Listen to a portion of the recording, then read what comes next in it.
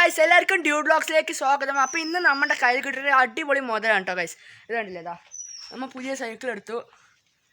നമ്മുടെ ഇതിൻ്റെ കമ്പനി വന്നിട്ട് ഇതാ റിയോക്കോയുടെ സൈക്കിളാണ്.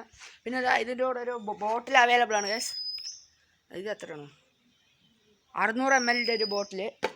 പിന്നെ ഗൈസ് പിന്നെ ഇതിന് നല്ല കംഫർട്ടായിട്ടുള്ളൊരു സീറ്റൊക്കെ അവൈലബിൾ ആണ്. പിന്നെ ഒരു കിടിലൻ ബെല്ലുണ്ട്.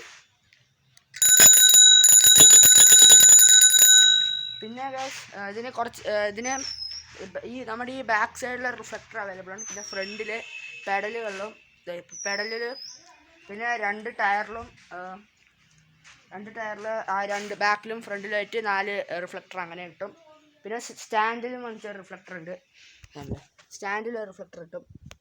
അങ്ങനെ കുറച്ച് റിഫ്ലക്ടേഴ്സ് ഇതിൽ അവൈലബിൾ ആണ്. അതുപോലെ തന്നെ ഇതിൻ്റെ നമ്മുടെ സൈസ് വന്നിട്ട് 26 ഇഞ്ചാണ്. ഇതാ 26 ഇഞ്ച്. അതുപോലെ തന്നെ ഈ സൈക്കിളിൻ്റെ ഇവരെന്നെ ഈ മോഡലിൻ്റെ പേര് പറഞ്ഞിരിക്കുന്നത് ബാറ്റ്ലർ എന്നാണ്. ബാറ്റ്ലർ, റിയോക്കോ ബാറ്റ്ലർ. പിന്നെ ഇതിൻ്റെ തന്നെ വാർണിങ്സും അങ്ങനെയുള്ള കാര്യങ്ങളെല്ലാം എഴുതി വെച്ചിട്ടുണ്ട്.